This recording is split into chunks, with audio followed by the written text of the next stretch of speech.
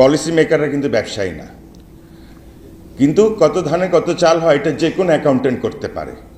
আমি এই বাড়তি গ্যাস রেটে হাতেম ভাইও বলে গেছেন যে আমার প্রতি গজে কত ইম্প্যাক্ট হবে, পারভেজ ভাই বলেছেন। তো এগুলা তো ইন্ডিয়ার প্রাইস কত, আমাদের প্রাইস কত, 2 সেকেন্ড লাগবে এটা বুঝতে। অ্যাজ ইট ইজ কিন্তু আমাদের 40% প্রবৃত্তির হার হচ্ছে ইম্পোর্টের সুতার। গত বছর 2024-এ 40% আমরা সুতা এক্সট্রা ইম্পোর্ট করেছি। তার মানে কি গ্রোথ হয়েছে ইন্ডিয়াতে, ভ্যালু এডিশন হয়েছে ওখানে, জবস হয়েছে ওখানে, আমি ফিনিশ প্রোডাক্টটা নিয়ে আসলাম। It's not correct. আমরা তো আমাদের গড়া ইন্ডাস্ট্রি, গড়া সেক্টর অন্যের হাতে তুলে দিচ্ছি। বড় বিপদে মোহাম্মদ ইউনূসের বাংলাদেশ। সম্প্রতি একটি রিপোর্ট সামনে এসছে, সেখানে বলা হচ্ছে বাংলাদেশের বাজার থেকে বিদেশি যারা বিনিয়োগকারী তারা প্রায় 71% নিজেদের টাকা উইথড্র করে নিয়েছেন, যা সাম্প্রতিক সময় নিঃসন্দেহে নজিরবিহীন।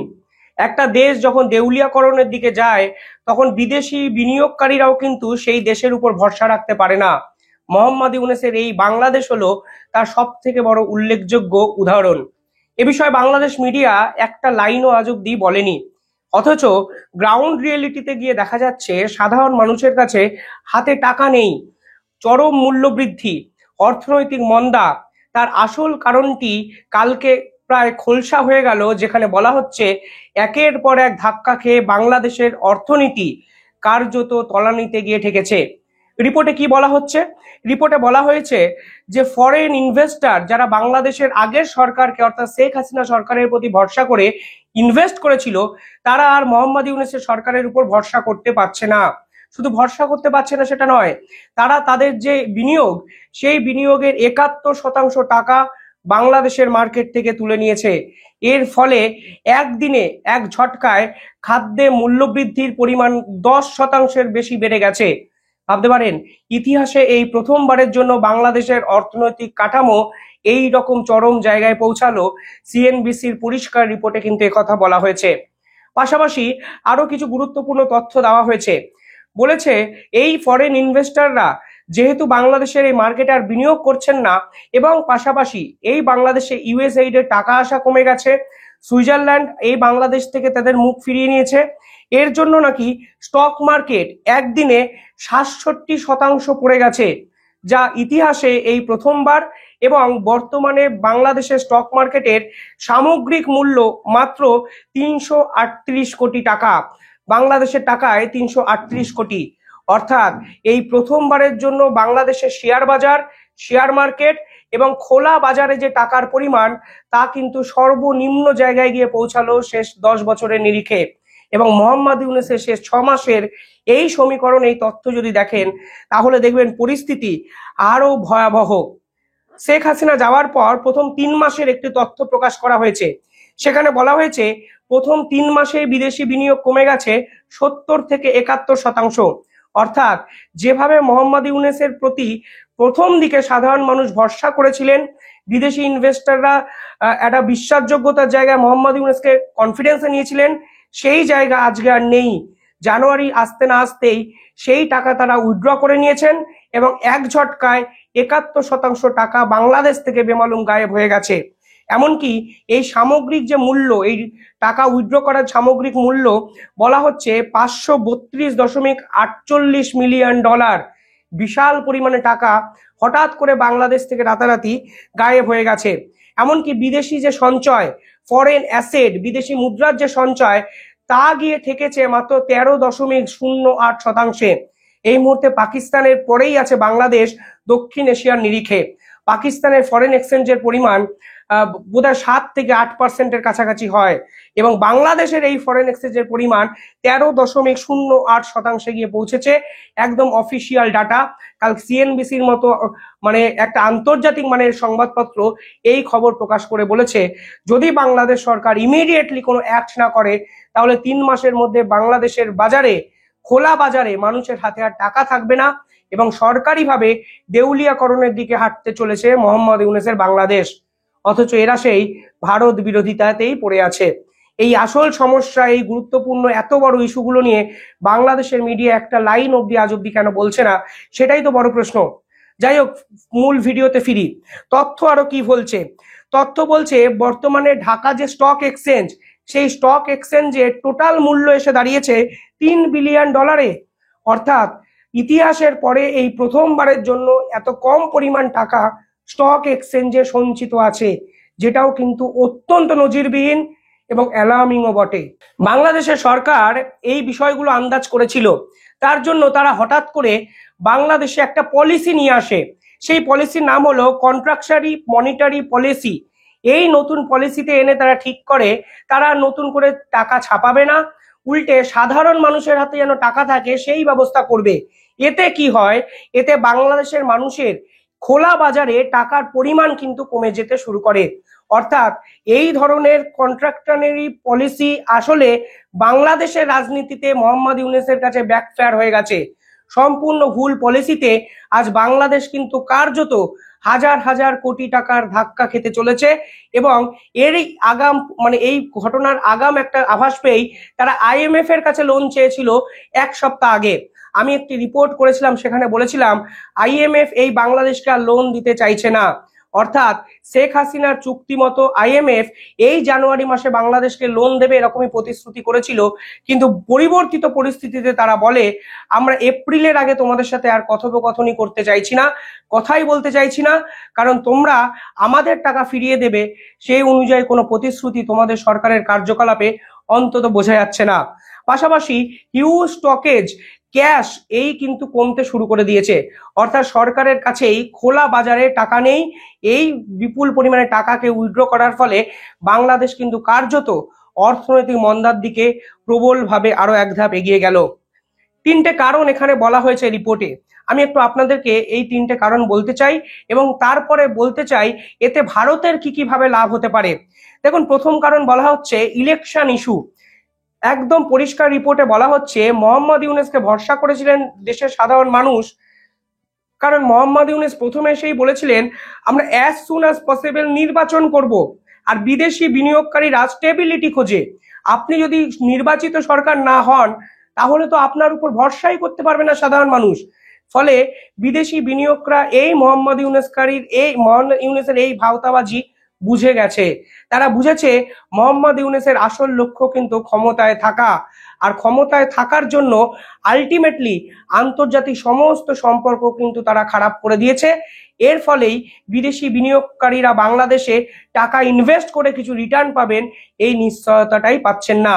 দ্বিতীয় কারণ তারা বলছেন মানি ম্যাটার্স। অর্থাৎ বর্তমানে বাংলাদেশের রাজনীতিতে এখন হিউজ সংখ্যক ফান্ডিং এর শর্টেজ হতে শুরু করেছে। কারণ কি? কারণ হলো বাংলাদেশের প্রধান যে শিল্প বস্ত্র শিল্প, সেই বস্ত্র শিল্প চরম অবনতিতে গিয়ে ঠেকেছে।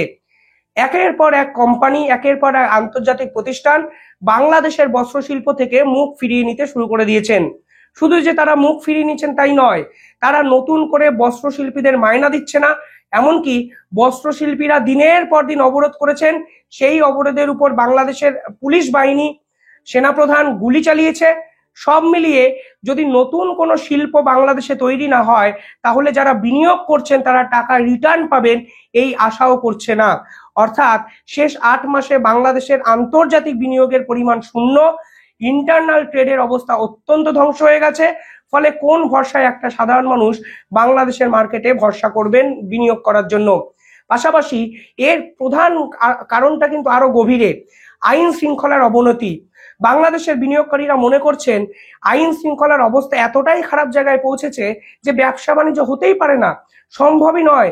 এবং বিভিন্ন ক্লিপিংসে দেখা যাচ্ছে তারা সরকারের কাছে হাত জোর করে রিকোয়েস্ট করছে আপনারা পলিসি মেকার নন, আপনারা পলিসি মেকার যদি হন তাহলে ঠিকঠাক পলিসি নিয়ে ব্যবসা বাণিজ্য যারা করছেন তাদেরকে বাঁচান, আমরা কিন্তু রাস্তায় বসবো। পলিসি মেকাররা রাজনীতি করুন, ব্যবসা বাণিজ্যরা আমাদের উপর ছাড়ুন। এই রকম একাধিক ক্লিপিংস ভাইরাল হয়ে তাদের শোচনীয় অবস্থার কথা তারা সরকারকে বলার চেষ্টা করছেন। যদিও কেউ খুব বেশি মিডিয়া এগুলো প্রচারই করে না, তারা শুধুমাত্র ভারত বিরোধিতার জায়গায় আটকে আছেন। 3 নম্বর কারণ তারা যেটা বলছে সেটা হলো ফরেন পলিসি।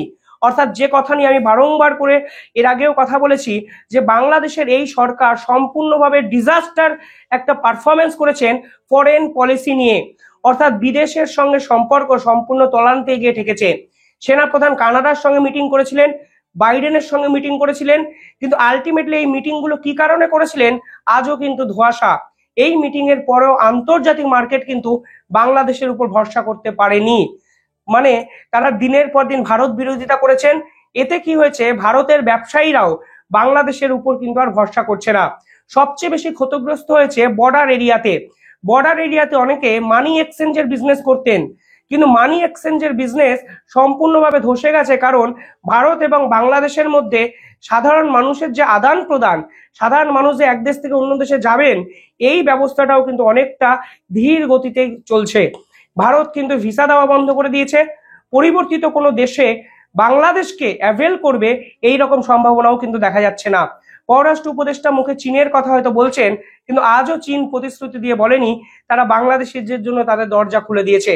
আর ভারতের চিকিৎসা করানোর যে খরচ, তা নিশ্চয়ই চীনের থেকে অনেকটাই কম, তা কিন্তু আপনারা বুঝতেই পারছেন। অর্থাৎ দিনের পর দিন পররাষ্ট্র উপদেষ্টা পররাষ্ট্র নীতি নিয়ে সাধারণ মানুষকে মিসগাইড করেছেন, আইন শৃঙ্খলা নিয়ে সেনাবাহিনী মানুষকে ভুল বুঝিয়ে ভরসা দিয়েছেন, এবং ইলেকশন নিয়ে মোহাম্মদ ইউনূস চূড়ান্তভাবে সাধারণ মানুষের আবেগের সঙ্গে বড় গেম খেলে দিয়ে চলে গেছেন। আর সব মিলিয়ে এই ডাটা, যেখানে পরিষ্কারভাবে বলা হয়েছে বিদেশি বিনিয়োগকারীরা 71% ফান্ডিং বাংলাদেশ থেকে উইথড্র করে নিয়েছেন, যা ইতিহাসে সর্বোচ্চ। বিদেশি মুদ্রার পরিমাণ সর্বোচ্চভাবে কমে গেছে। সামনে শুধু পাকিস্তান, অর্থনৈতিক মন্দা আসা কার্যত সময়ের অপেক্ষা। এবার বলি ভারত এই পুরো বিষয়টা কিভাবে কাজে লাগাচ্ছে। দেখুন, আমেরিকার সঙ্গে ভারতের ট্রেড ওয়ার হওয়ার একটা সম্ভাবনা দেখা যাচ্ছে। মানে ডোনাল্ড ট্রাম্প যদি 2রা এপ্রিল রেসিপ্রোকাল ট্যারিফ ঘোষণা করে দেয়, তখন বাংলাদেশের কাছে, মানে বাংলাদেশের মতো দেশের কাছেও কিন্তু বড় ধাক্কা হতে পারে। প্রথমত, বাংলাদেশের এই বস্ত্র শিল্পের যে বিপুল পরিমাণে বাজার, এই পুরো বাজারের 1000 কোটি টাকার অর্ডার চলে এসছে ভারতবর্ষে।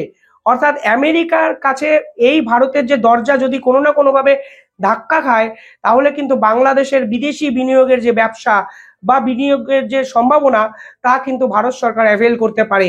আর এখানেই কিন্তু যথেষ্ট মুনশিয়ানা দেখাতে হবে সম্ভবত জয়শঙ্করকে, এবং জয়শঙ্কর হয়তো সেই পুরো বিষয়টাকে ক্র্যাশ করার চেষ্টা করবেন।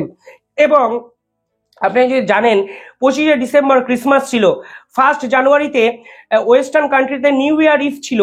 এই দুটো সময় সব থেকে বেশি বস্ত্র শিল্পের চাহিদা থাকে। যারা রেমন্ড, একাধিক বিদেশি ব্র্যান্ড বাংলাদেশকে আগে অর্ডার দিতেন, এই সমস্ত অর্ডার কিন্তু ভারতবর্ষে চলে এসছে। ফলে এখন ভারত সরকারকে পাকাপাকিভাবে সেই অর্ডারগুলো কন্টিনিউ করার কথা ভাবতে হবে। অর্থাৎ নয়ডা, তামিলনাড়ুর বিভিন্ন টেক্সটাইল হাবে যে অর্ডারগুলো বাংলাদেশ থেকে হঠাৎ করেই চলে এসেছিল, সেই অর্ডারগুলো যেন এক ধাক্কায় বাংলাদেশ থেকে সম্পূর্ণভাবে বয়কট করে তারা ভারতবর্ষের সাথে পার্মানেন্ট ডিলে যায়, সেটাই পলিসি কিন্তু ভারত সরকারও হয়তো নেওয়ার কথা ভাববেন। অর্থাৎ বাংলাদেশের প্রতিবেশী দেশ ভারতবর্ষ, বাংলাদেশের এই হিউজ পরিমাণ বিদেশি ইনভেস্টমেন্ট, প্রায় $540 মিলিয়ন বিদেশি ইনভেস্টমেন্ট ভারত সরকার চাইবে ভারত যেন নিজেদের দিকে নিয়ে আসে। অন্তত ভারতের যে বাজার, সেই বাজার অন্তত এই বিদেশি বিনিয়োগদের নিশ্চিতভাবে ভরসা দিতে পারে। ভারতের যে শ্রম, মানে হিউম্যান যে হার্ডওয়ার্কিং ক্যাপাবিলিটি, সেটাও যেন বিদেশি বিনিয়োগদের ভরসা করতে পারে। সব মিলিয়ে ভারতের কাছেও কিন্তু একটা খোলা বাজার খুলে গেল বাংলাদেশের এই অবস্থার জন্য। কিছুদিন আগে মোহাম্মদ ইউনূস বলেছিলেন তারা 7 সিস্টার্সকে নিয়ে একটি আন্তর্জাতিক করিডোর গড়ে তুলতে চায়। সেই করিডোরে নেপাল থাকবে, ভুটান থাকবে এবং ইন্ডিয়া থাকবে। আজকে বুঝতে পারছেন কেন মোহাম্মদ ইউনূস হঠাৎ করে ভারতকে পাশে চেয়েছিলেন, কারণ এই তথ্য বাংলাদেশের কোনো মিডিয়া সামনে আসতে দেয়নি।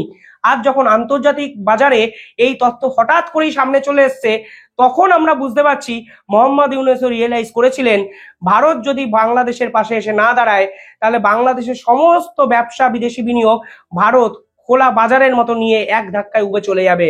আর এর জন্যই তারা হঠাৎ করে ভারতকে পাশে চেয়েছেন, নেপাল এবং ভুটানকে পাশে রাখে কথা বলতে চেয়েছেন, কারণ এটা একটা স্ট্র্যাটেজিক্যাল মুভ। আর 7 সিস্টার্সকে যদি ব্যবসার জন্য মোহাম্মদ ইউনূস ইউজ করতে না পারেন, তাহলে বাংলাদেশের এই ব্যবসা বাণিজ্যের অবস্থা কিন্তু আরো তলানিতে গিয়ে পৌঁছাবে 3 মাসের মধ্যে। মোহাম্মদ ইউনূস চলে যাবেন। বাংলাদেশিদের জন্য, তাদের দেশকে যেই রকম ধুধু মরুভূমি তিনি করে যাচ্ছেন, তার ক্ষতিপূরণ কি নাহিদ ইসলামরা এসে করতে পারবেন? এই প্রশ্ন কিন্তু আমার থাকলো, উত্তর আপনারা দেবেন। এই মুহূর্তে ভারতেরও কি করা উচিত এ বিষয়ে আপনারা কমেন্টে জানাবেন। ধন্যবাদ।